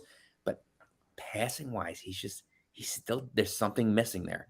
I was hoping that he would get it corrected in the offseason. He's played well, but he's one of these guys that it's impossible to tackle him. He's always around. He's got a big arm, but is he not accurate? Is he not reading the defenses properly? I don't know what it is over there, but there's an issue with the way he's playing, and they're not using DJ Moore right, as we've all heard. Yes. So my question is then, as a Bears fan, you're probably not going to get the win this week. Let's just call it what it is here. Then you got Denver and Washington. If they start 0-5, it's over. Did they in week 6 then put in Tyson Bagent, the undrafted rookie out of Shepherd, the D2 kid? No. Or or if the offense is still terrible, you have to figure something's got to change. But at the end of the day, Justin Fields cannot be the guy that should fall on the sword for the sins of what this regime has put out. But you know what? I don't think that's the case. Look, I agree to the point where Justin Fields shouldn't be at fault for ineptitude in Chicago. And look, their offensive line has been rough. It's something they were supposed to be trying to fix this year, and they didn't. Their weapons were rough for a while. They've tried to address it. It hasn't really worked out. But it's not like there haven't been opportunities for Justin Fields to shine. I mean, look at the play that everyone's passing around this week, where he's got 2 guys wide open, streaking down the field, and instead of throwing the ball, he gets sacked. Yeah. they were driving on the field with the ball with a chance to go up, tie the game, or at least go in the lead last week, and he throws a pick six right to the defender. You know what I mean? No, I get Justin Fields is not produced passing wise as an NFL quarterback. No, Justin, I agree. Like my thing with saying that he shouldn't be falling on the sword is the fact that I don't think giving this coaching staff a quarterback change is going to do anything. This team is screwed. Like Justin Fields was supposed to be the guy for them. I Like can't believe the GM got a. This is a new GM or is this? It's a new GM. It's Ryan Poles. It's not the guy who drafted Fields. That's the big thing. And this is my thing. I think I brought up the idea last week, and maybe it was an overreaction after just 1 week. I think it's a very real possibility. I know you were texting like a flurry of things after just the first game, Rick, but we were just talking about in LA, the quarterback is going to stay, but the head coach and GM could be life for it. I think in this case, the GM is going to stay. I think the head coach and the quarterback are going to be axed at the end of the season. Look, it has not worked out with Eberflus so far, and he does not look like he's aware of anything. Yeah. So, well, I will say this though. I think that as tough as it may be, I think you have to ride Fields into the ground. If that's the case, you need to really be sure that you're moving on from a guy that has this much talent, because there is talent there. There's something there. There is. Now, I don't know if it's the offensive scheming that's not helping him out. I don't know if it's just the kid can't throw the ball, but there's something there, and you have to acknowledge that we're going to try everything we can to make things work this season, because this is the guy that we have.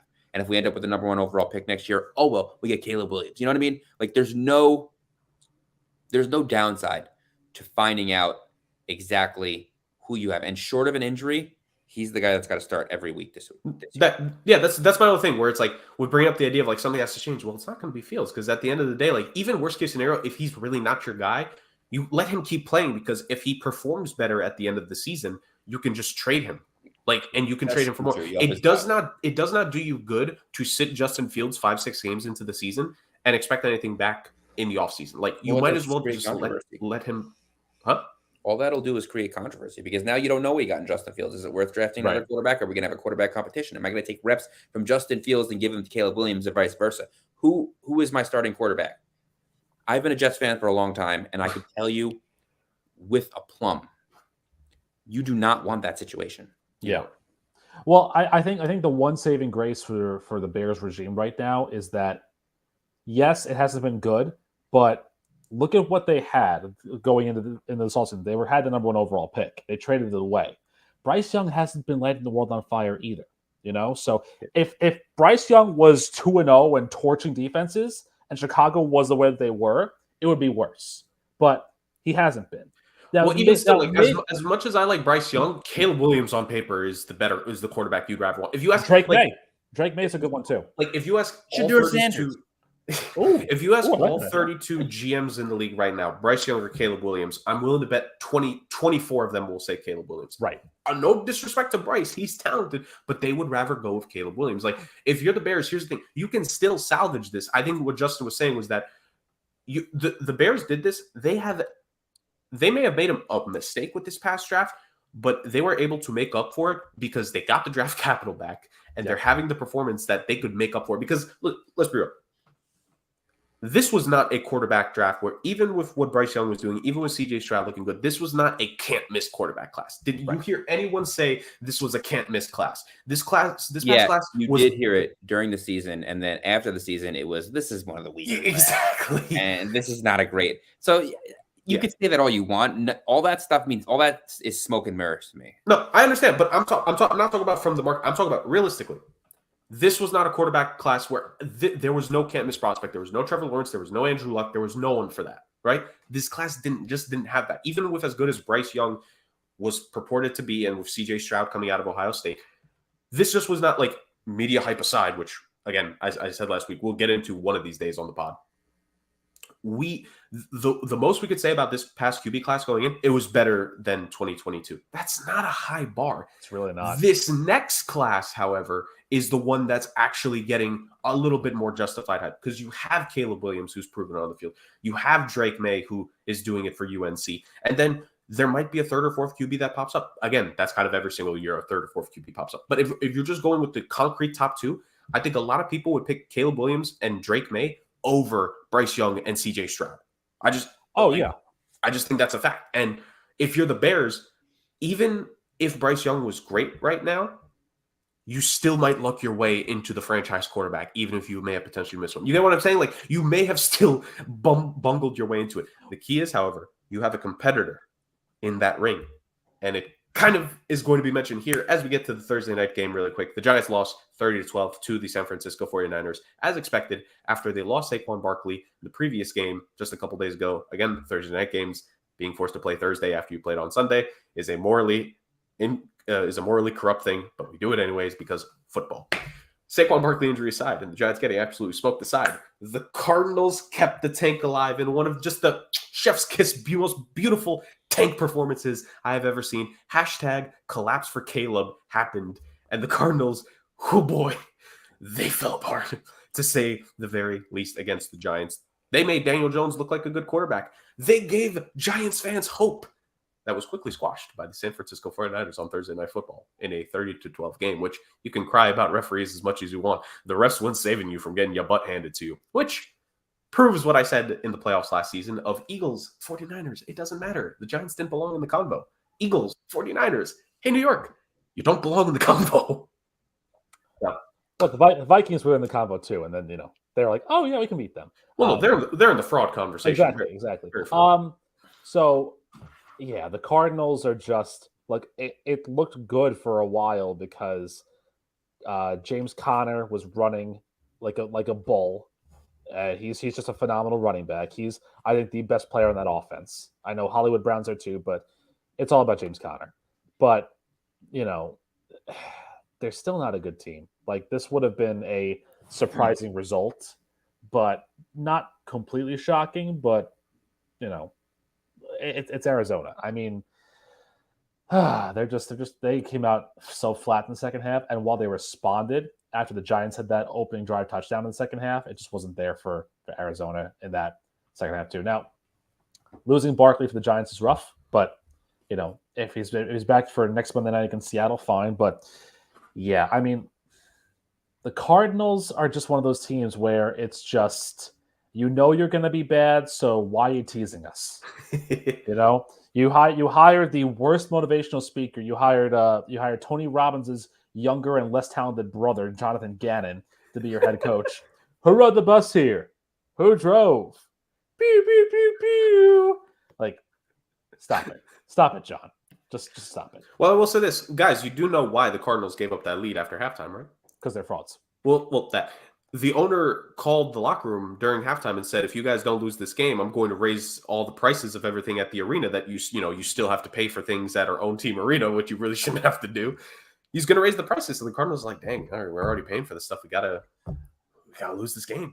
I think that's definitely happened. I think he also called down and told Jonathan Gannon, listen, I'm going to send down a copy of a book that I want you to read. And it was like a Nicholas Sparks book.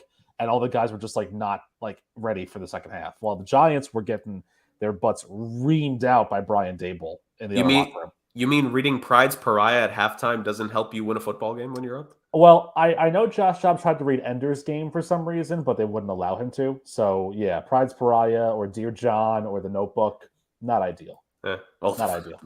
All right, jokes aside about that game, let's get to the actual Thursday night game real quick. Although, is there really much you guys want to say about this game? The 49ers flex their muscle. They are 3-0. This was the definition of a game that I saw. I was like, dang it, that is an easy 4 points one of us missed out on. Why couldn't this have been a Sunday game and not a Thursday game? Well, you know what I will say about this, though, and I'm going to say this about the Giants, though, in the first 3 weeks for them.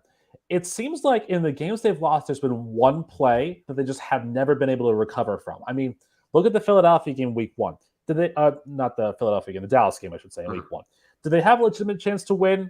Maybe. But once that field goal got blocked and returned for a touchdown on the very opening drive, they were done for. In this one, they had a chance to make it a closer game if they had just converted that 2-point conversion after the touchdown. And once they didn't happen, San Francisco just took over. So the Giants, I think, were 2 plays away from being more competitive in these games than what we anticipated. But one play happens and this team just gets so down on themselves for some reason, and it's just so demoralizing, and it just ruins their momentum and flow. Like, if you want to look at it that way, I think that's reaching a bit, but at the same time, you can kind of understand like the momentum of it. Like, you go down 7-0 so early and you lose 40-0, and you get close to a team that was in the NFC title game last year, and you're a 2-point conversion away from being a field goal away from tying the game, and then they didn't score another point the rest of the way. So there's parallels. I mean, well, not so much parallel, but again, and I was very sarcastic, of course, when it was happening during the offseason with the whole running back thing. Yeah. The Giants as a team, 11 carries, 29 yards. So if you think it's not worth it playing your skill position players, my friend, boom. The leading receiver that game for the Giants was Darius Slayton, 3 catches, 32 yards. How they're not fine, like, I don't understand. It's not that I don't understand. Like, I expected this to happen via Blake Bortles 2.0, but again, pay your skill position players if your quarterback ain't that good. And still find a way to get good skill position players, even if your quarterback is good. You know, like the 49ers do. Brock Purdy. You know, he's got Christian McCaffrey. He's got Deebo Samuel. He's got, well, I don't think he really played the game, but Brendan Ayuk, like, he has weapons. He has talent. George Kittle, who was playing rock, paper, scissors with the camera on the sideline. I think he won, by the way. You know how unbothered you have to be as, you know, when you're facing another team to just play rock, paper, scissors with the cameraman? That's just George Kittle, man. No, it's not. He does not care. No, but he's awesome. True, but he wasn't doing that against the Rams in week 2, but he'll do that against the Giants in week 3. Yeah, well, you know, there you go. Yeah. Justin, any thoughts about the 49ers-Giants game on either side? The Giants defense is bad. You know what? I like that analysis. Short, simple, to the point. It's bad. They need to figure that out. It's almost like not that it's comparable, but it's like between the Giants, Bears, and maybe there's one other team you want to bring in the conversation. Did they, in theory, improve their roster on paper in the offseason? Most people would say yes, right? I think we need to start looking at it. Did you improve the roster versus did you do enough to actually get significantly better? Because between the Bears and the Giants, you talk about guys that they added and changes that they made. But it gets you from one level to a higher one that isn't a high bar. Like maybe this more of a Bears thing, but when we talk about they got DJ Moore, they also got Chase Claypool last year, and we all saw that as a negative in terms of a rather than a positive.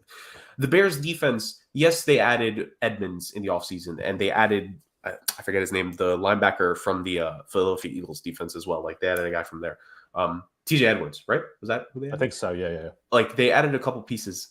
That was still one of the worst 4 or 5 defenses in football. Yeah. Like when I look at the Giants, this was a team that heavily relied on a couple things. And again, my biggest thing is, and maybe this is more of a Giants-Vikings comparison, winning in ways that are not sustainable. It's 1-score games and it's double-digit comebacks. You can come back against double digits versus the Arizona Cardinals. It's the Arizona Cardinals this season. You're not doing that against the Niners. You're not doing that against the Cowboys. And the next 3 games for the Giants, I don't know if this is the proper order, but it's Seahawks, Dolphins, Bills. I dare you to fall down by 10, 14 points against any of those teams. Watch you get routed again by 40. This is a team that we had the expectation of. Well, some people called it from a mile away when it comes to the quarterback. But at the end of the day, when you overvalue the quarterback and when you make the wrong investments, it kind of blows up on you. It's just like business. When you make investments in certain people, don't be shocked if it falls down on you. And I think that's what we're seeing right now.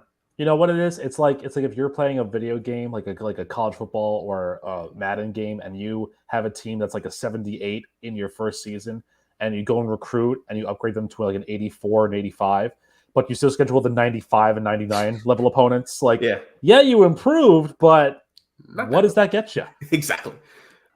So a meaningless bowl game appearance. Hey, how dare you disrespect the Idaho Potato Bowl? Oh, no, I was going to say the Jimmy Kimmel LA Bowl. That's the worst one. That's it. Oh, okay. We all agree on that. Yeah. Anyways, moving on. I think that just about wraps up all the football conversation. So, boys, let's get to it. Well, football conversation for previous games. Let's get to a little bit of a preview looking forward, because it is, of course, that time of the episode, that time of the week. It is the hashtag SAOC Pick Challenge, where we're going to go around the board between the 3 of us and pick games throughout the schedule of the NFL. The games that we are looking at, of course, is we are making our picks based on the lines that are given to us from our friends at Caesar Sportsbook. Thank you, Justin. And we have 4 picks each that we make, from our 4-point pick to our 1-point pick, all the way, that we are personally grading on our own confidence level scale. And we almost pick at least one upset game in our set of picks, but the lowest it can be is your 2-point pick. It cannot be in any way, shape, or form your 1-point pick. If you want to pick multiple upset games, feel free, but you must have at least one, and it must be above a 1-point threshold. And finally, because I did forget to mention this last week, and I apologize, we can pick a tie, ladies and gentlemen, but it must be used with our first pick. That upgrades the 4-point pick into a 5-point pick for that week if the game does tie. And then finally, if you get a perfect week for a week of picks, you get the 10 points plus 1 get added to your score, just for the scoring breakdown for the people so they know. So that being said, Rick, give us the standings and give us this week's pick order. We have a new first place person, as Jurg once again has found himself a perfect week. Congratulations there, Jurg. You are now at 17 points on the year. Whereas I had my first ever perfect week of the pick challenge. Well deserved. Thank you. So I am now in second at 16 points, which means that unfortunately we have a new third place person, which is Justin, because he lost the 4-point game last week. He is at 13 points, unfortunately, which, very, very sad for Justin. I have something queued up here just so we know how we feel about it. But Justin, it could be worse. Billy Shakes has 1 point. He won one game last week, the 1-pointer. So, how did Sandoval do so well last season? You know what? I don't know. Actually, going into week 3 last year, Sandoval had 5 points. He was also tied with Justin in last place last year. So at the time, because I was gonna say, wasn't Sandoval doing like a pretty decent job? Well, once we got to the 1 point with the Wheel of Chaos, that's when it started to really ramp up. Because that's very true. I think that was the first time we did that. That was the week where I went 0 for, and he had the 1 pick that got 11 points on the wheel, which glory, all the chaos. So. Never forget 10x plus 1. Algebra. We were doing algebra. It's great. It got Justin so mad. I know. We're going to do trigonometry this year instead. So the order goes Justin, myself, and then Jurg, and then we snake backwards. So Jurg, you will have the 4 points followed by the 3-point pick this week. Interesting games on the table, of course. Lines have moved a bunch, so there are upsets that were not upsets going into this week. But with that being said, Justin, it is your honor, duty, and privilege to pick first. Cowboys. Very simple. Fair enough. They're facing the Cardinals, right? They are facing the Arizona Cardinals. Dallas is favored by 13. Oh, God. Yeah. Oh, dear Lord.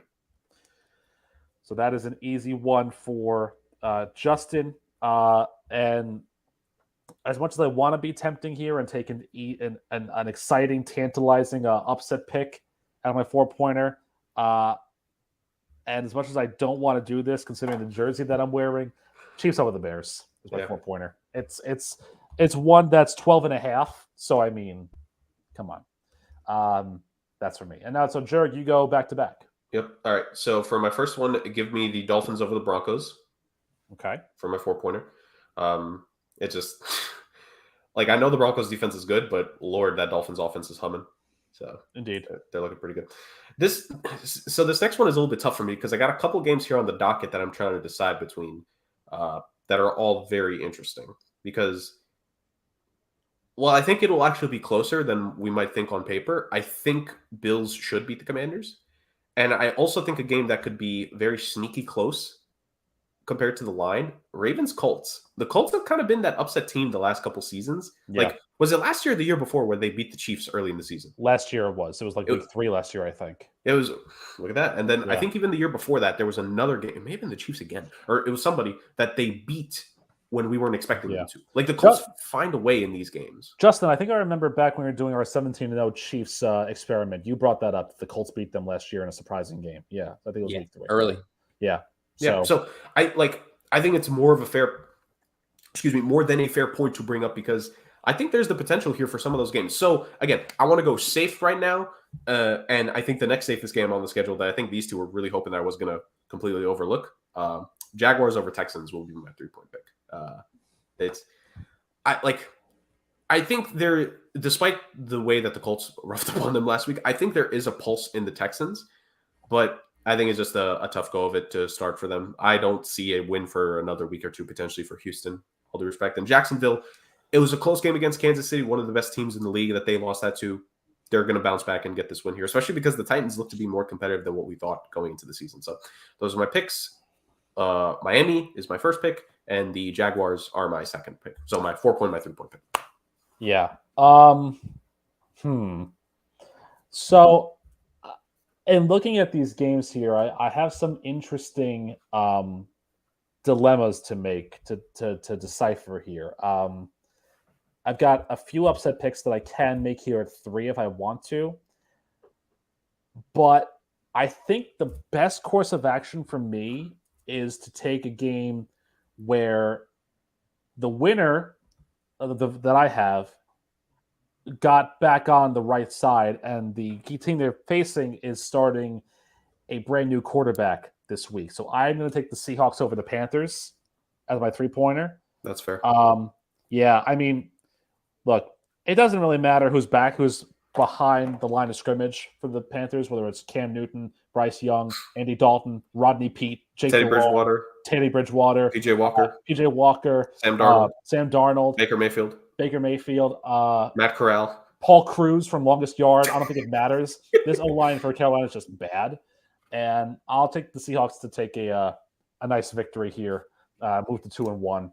And by the way, I did not have to tweet Geno Smith last week because the Seahawks won in overtime. So I didn't have to do that for you. So there you go.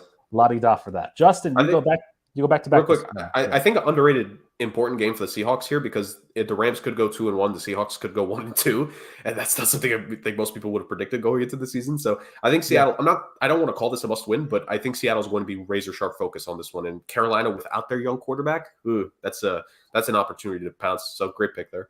Yeah, thank you, Justin. You go back to back 3-2.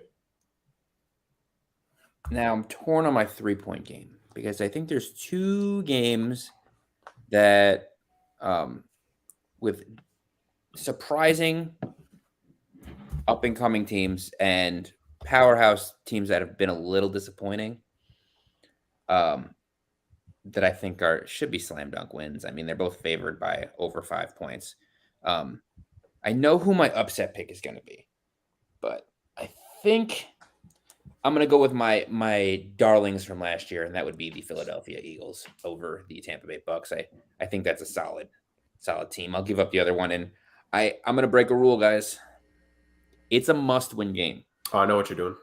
This is a must-win game. If they've been 0-14 in their last 14 appearances, they're 1-1. They will not win the following week, Sunday night against Kansas City.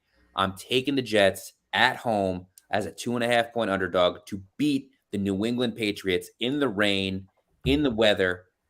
A must-win game. We got this, boys. Let's go. That would have been my 2-point pick if it had came back to me. So I think that's a good one. I think last year when I was younger and more prone to being stupid, I would have picked the game at like 3 points instead. But now that I'm a little older and a little wiser, by 1 year, by 1 year, by 1 year, and by many weeks of frustration, I'm saving my upsets for 2. The problem is with me that I have, because as I always say, I do my own personal picks on the side. That way, I know like how good I am at this. And I was 11-5 last week in my personal picks, so I gotta continue to be good. So I have 3 upsets that I have that are remaining on the board. One is Tennessee over Cleveland. Mm-hmm. And I don't like Ryan Tannehill is such a, every week is a different story with this guy, so I don't know about that. I have New Orleans over Green Bay as an upset pick, but I think the shoe's going to fall at some point for Derek Carr. And so with that in mind, I'm going to take a risk. With my last one here, I'm going to take the Chargers over the Vikings. Damn it! It is now a 1-point favorite for the Vikings here, and I think this is the game where the Chargers right the ship. I'm not 100% confident in it because neither of these teams have impressed me that much. But when I'm looking at the 2 defenses, I feel like Kirk Cousins is more turnover prone than Justin Herbert is. And I think that can lead the Chargers into a victory here to get them on the winning side. So you know what? I have the Vikings going 0-3. So it's tough, man. I know that was a game jerk. I know you wanted that, but sorry. When you're first, you don't get the games in the middle. Yeah. I do. Or Justin does, depending on. Yeah. Yeah. All right. So I think I know what I want to make my 1-point pick. But before I get to my 1-point pick, I got to get to my 2-point pick. You do. So there's that, obviously. See, if the game was in Pittsburgh, I would actually pick the Steelers, like, with the utmost of confidence here. Because while the Vegas Raiders have been the Vegas Raiders this season, Pittsburgh notoriously struggles when they go on the West Coast for games. They notoriously struggle in Seattle. They notoriously struggle in Denver. And they notoriously struggle against the Raiders. I think, remember, a couple years ago, it may have been the very last season Antonio Brown was on the Steelers, actually. They lost 2 big games against the Broncos and the Raiders in the regular season that severely cost them. Like, the Steelers are notorious, even when their teams are better than what they presently are, like record-wise. They struggle against the West Coast teams, AFC and NFC West. So even though I'm not high on the Raiders, I steer clear of that game just based off of that. Like you guys both mentioned, like picks you made. Like I'm in a similar boat where it's like I'm not trying to really go against picks that I make on my other podcasts when I do this stuff. And I did tie for first place last week with my friends. So, I had a decent week. So I'm trying to look at the upsets that I personally have on the docket compared to my picks there. And I might have to go against one of my picks here potentially when I look at the remaining games.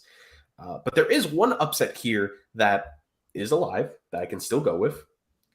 I'm not happy about this upset because A, sworn enemy, and B, they've already done me dirty once this season.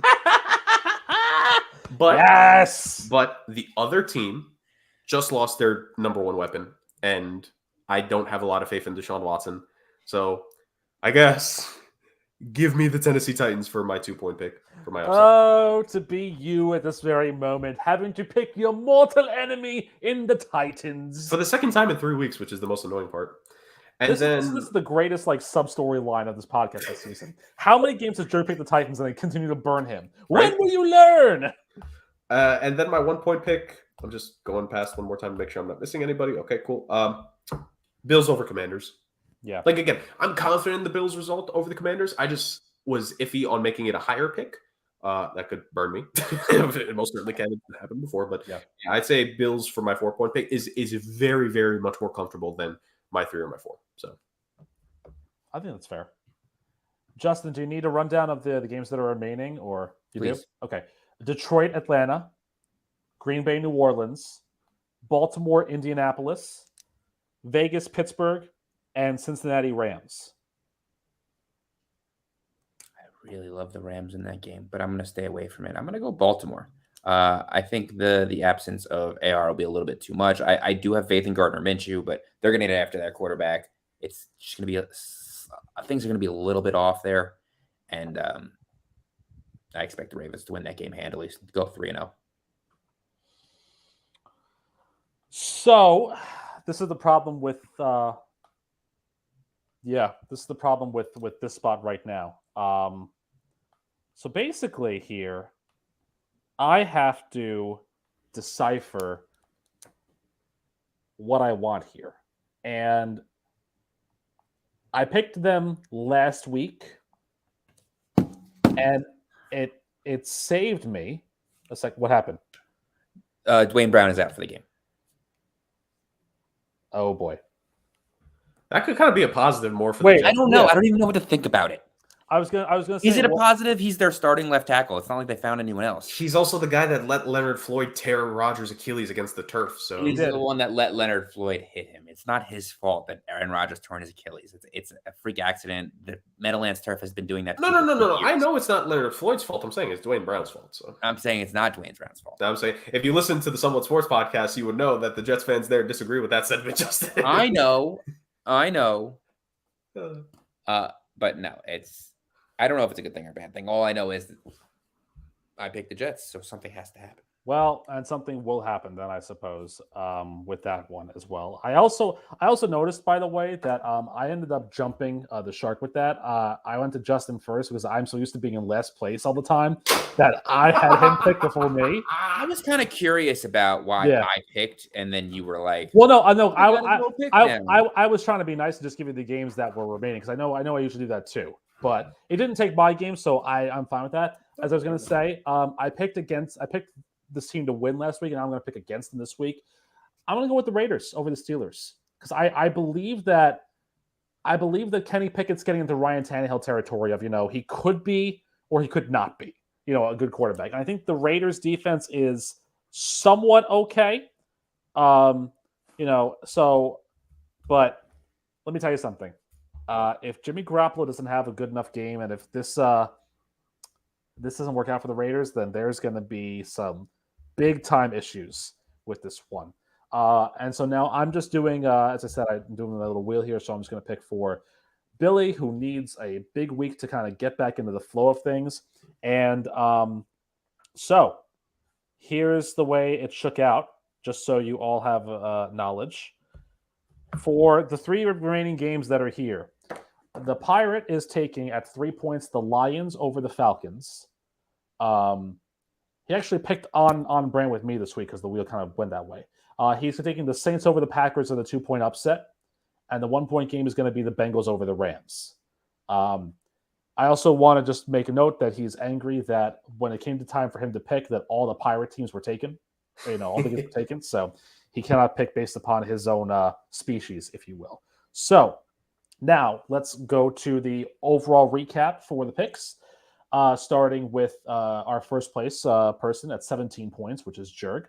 At 4 points, you're taking the Dolphins over the Broncos. At 3 points, you're taking the Jaguars over the Texans. Your 2-point upset is the Titans over the Browns. I love it. Which, real quick, that's actually the first time on this show I picked them, but it's the second time this season I'm picking them to win a game. So there you go. Yeah. And then your 1-point pick is the Bills over the Commanders. I feel like you have the easier 1-point game of the 4 of us, but I could be wrong about that. Myself going into this week at 16 points, I have the Chiefs over my beloved Bears because it's 12.5 points to be real here. 3 points, I have the Seahawks over the Panthers. My 2-point upset pick, the Chargers over the Vikings, which y'all were so happy that I got to take that one. So thank you for that. And my 1-point pick is the Raiders over Pittsburgh, or the Steelers, if you will. There, Jerk. Justin, at 13 points, you were taking the Cowboys over the Cardinals with your 4-point pick. The Eagles over the Buccaneers at 3 points. The Jets over the Patriots as your 2-point upset pick. Is Becton going to start then at left tackle for them? Or no, they said he's probably going to start it right. So then who would be the left tackle then, out of curiosity? Who's going to slide over? Who's that backup tackle that they drafted last year? Honestly, I don't remember the guy. Was his last name Mitchell? Max Mitchell? Yeah. I don't think it's Mitchell. No. Yeah, I thought it was a right tackle, I think, but I could be wrong with that. Anyway, Billy Turner probably. Oh God. Billy Shakes? Ask the Green Bay Packers what it's like having Billy Turner start at left tackle for you. Not a fun experiment. Thank you, guys. That's what I want to hear. Wait a second. Did they get back Cedric Ogbuwe or no? Because he's still on the roster for the Dolphins. That's not that much better. It's not, but I was just looking at it. I was curious. So I mean, as a natural left tackle, fine, but like the guy got ran out of Cincy because he couldn't do anything. Well, you get ran out of Cincy for doing less. So not you personally, but Eli Apple. I'm looking right at you. Well, I mean, AEW fans, run that promotion out of Cincy because it's terrible wrestling. Justin's 1-point pick was the Ravens over the Colts, going against all 7 guys who are out for the Ravens this week, thinking that they'll still be Gardner Minshew, which is your prerogative. And then Billy's picks are 3 points Lions over the Falcons, 2 points Saints over the Packers, and 1 point Bengals over the Rams. So that is your Week 3 pick challenge. Beautiful as always, boys. Beautiful as always. The #SAOC pick challenge, Week 3. We keep going. We keep moving. How many more perfect weeks will we get? Oh, it's going to be fun to see. And of course, ladies and gentlemen, even though I'm pretty confident it's not going to happen to any of us this week, if there is, from now on, if there are 0-4 weeks, we will start to talk amongst ourselves. We will decide amongst ourselves what the penalties will be for people that do suffer 0-4 weeks. For example, Rick's first 0-4 week will probably make him find some ridiculous soda out there, and he's going to have to drink it at some point. For me, Does that anyways. We'll get a good punishment. Fair. For me, it'll be finally having the Russell Wilson danger, which during a show, mind you, it'll happen during. Here's the thing: punishments will occur during the show, unless it's something really, really specific, where it'll have to be pre-recorded and various things like that. But there will be punishments. Didn't you know what's funny about the two? I actually recorded this expressions for this week, and I forgot to send it to you. Beautiful. So because I had Coke Y3000 this week. Oh, beautiful. So, well, you forgetting to give us more content might be worth a rant in Justin's hatred hootenanny hullabaloo. That is not how we are going to be ending the show this week, because the usual way we end the program, ladies and gentlemen, will be the typical, the much anticipated, as always, Rant and Rick's roast room podium. Often anticipated, never properly duplicated. Rick, the floor is yours. I do enjoy when Justin has his opportunity to rant. Even the Chargers one wasn't really a rant per se, but it was just a demonstration of admonishment of Dean Spanos, which I think we can all get behind, basically. So I'm going to go on a sports tangent here for my podium this week, which I know some of you are very fond of, because while there are a lot of stories about things that are just ridiculous and a lot of things that are ridiculous outside of sports is where I'm going to go. So number 3, this one happened a while ago, but I think it's worth bringing up now.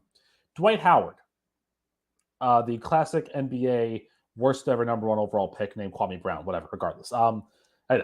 So Dwight Howard is pretty upset about the fact that he might not be able to play for the U.S. in the Olympics next year on the men's basketball team. Obviously, look, the U.S. did not win the FIBA World Cup. We know this for a fact. They also don't think medaled, so not good on their part there.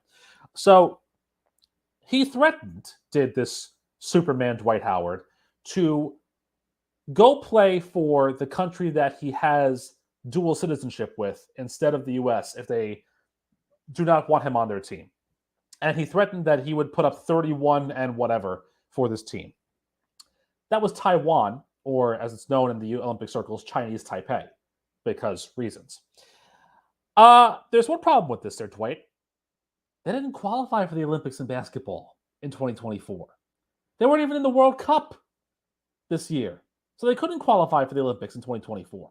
So if you're going to say that you're going to play for a team that is going to go against the United States, how about a team that's actually in the Olympics? How about you pay attention to the world of basketball and, see if you can get Luol Deng or Royal Ivy on the line and get some South Sudanese citizenships. You can play for them instead, because they're actually going to be there, instead of Taiwan. So I'm just saying, let's use our noggins there. I mean, I know you only have a high school education, Dwight Howard. I understand that, but let's try and use it. I get it with Southwest Christian Academy. They probably didn't teach you anything, but let's try and use some common knowledge there. I'm just saying, maybe go back to a college and get your degree. I hear University of Phoenix is doing great right now, so go back to them, and get your degree and then understand the world better. Speaking of which, number 2, we have an epidemic going on in our society, and it's a big problem, as I am currently shaking my pretzel rod cigarette at you, the fans. Specifically you, the NFL fans. And this is a serious one. Stop fighting at games. Stop throwing punches. Stop doing all this nonsense. As much as, we want to rant and have a hullabaloo and have fun, you make things less fun when you're punching out fans of other teams. The best experience that I ever had at a sporting event, to be completely transparent with you, was at a Mets-Braves game. Well, one of them. At a Mets-Braves game years and years ago. My family was at the Mets-Braves game. We were sitting in the right field stands, and around us were Braves fans. It just happened that was the case. Could not have been the most polite people. Asked us where everything was. We're talking about the game, talking about our teams. Now, did it help that the Braves weren't very good back then? Sure, but that's neither here nor there. The Mets weren't very good, and they're still not very good. But, there's a level of humanity that needs to be had at these games. And just because I put on a jersey of a team that's facing your team doesn't give you the right to spit, punch, kick, kill me, as what happened in the Dolphins-Patriots game. There's no reason for any of that. Civility is the order of the day. And cognizance is important. So if you're out there at a football game and you're drinking a lot, maybe stop. That might be a good thing to do there. So please, when we go into week 3, I want to hear no incidents from any fans at all at any point in time here. That's very important, please. Number 1, let's turn back to the funny and the ridiculous and the stupid here, because that's what this whole thing is about. Miguel Cabrera is retiring at the end of this season. And so the Detroit Tigers are going on this farewell tour. The Yankees did it with Mariano Rivera, the Red Sox with David Ortiz. So the Tigers this weekend are in Oakland to play the Oakland Athletics, who are the cheapest organization known to mankind. So the Oakland A's decided, let's give Miguel Cabrera a lovely parting gift, And there are teams that have done other parting gifts in the past that, could come into question here, but I want to focus on the A's for a second here. The A's decided to give him a bottle of, I think it's called Campus or Camus or whatever, a bottle of wine, as a parting gift. Thank you for all the years that you've, played in this game, your service to the game, etc. from that. 2 problems with this. Number 1, people looked up the cost of the bottle of wine at the Total Wine and Spirits website. It's $80. So apparently to the Oakland A's, Miguel Cabrera's net worth is 4 Andrew Jacksons. Number 2, and this is the more serious thing here. Miguel Cabrera is a damn recovering alcoholic. So why are we giving him wine to have him go off into the sunset and retire with? Why are we doing that, guys? His history. You know the kind of person that he is. You know that he's a player who has battled his demons and who has had a Hall of Fame baseball career. So why are we giving him wine? Now, 2 other teams I know did this, but there's a caveat to that. One of them also gave him a box of cigars, which, wine and cigars, fine, whatever. And the Astros did the similar thing, but it was from Dusty Baker's personal vineyard. So there's a little bit more attention put into it. But John Fisher, you are a cheap scumbag of an owner. And no wonder people want you to sell the team, because you put in no effort to any of this. The gesture's fine, but how about we do a little background research on things? That's what we do in journalism. We do background research to make sure we're telling the right story and not offending anybody, which I continually fail at because of all the countries that want me dead at this point in time. Well, not dead per se, but, very, very badly hurt, I will say. On the banned travel list. On the banned travel. Thank you. I am a level 4 travel not for COVID reasons, but because I don't like certain people and people don't like me, which is fine. But if you're giving someone a gift, it's like this. If you're going to give someone a gift and you don't know that much about them, don't assume that a gift is the right thing to do. No one hates cash. No one hates gift cards, except my new number 1 thing that I hate about gift cards. Visa Vanilla gift cards, because they are worthless.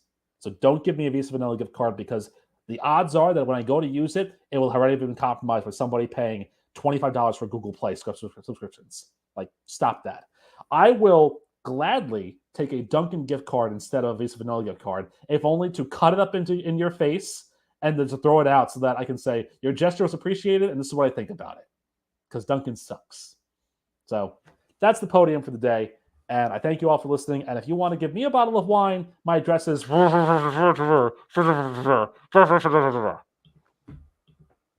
I think this ultimately just confirms the fact that Justin and me, the next time an important life events happen for you, we're just going to both mail you a Dunkin' Donuts gift card and, have fun with that from that point on. So, how dare you? That being said, ladies and gentlemen, as he bites his pretzel stick cigar, the podcast ends on this note with yet another rant podium. Thank you so much for joining us on this week's edition of the Sports Agents of Chaos podcast. There was a lot of chaos this week. I'm even just talking about football, just random stuff happening in general. But if you somehow, some way got the intestinal fortitude to finish this podcast, unlike the Arizona Cardinals finishing off games with wins, we thank you so much for joining us for that. And we appreciate it. And we hope to see you next week as we continue the conversation next week of the Pick Challenge. Reviewing week 3, looking forward to week 4. The first international game of the season happening in week 4 at Jaguars-Falcons. Some fun stuff there. It's going to be a fun beginning portion to the season that we're going to slowly start to see who's good, who's not, who's competing for the Super Bowl, who's competing for Caleb Williams and Drake May, and everybody in between. Thank you so much for joining us on yet another episode filled with fun, football, and chaos. And we'll see you guys next week.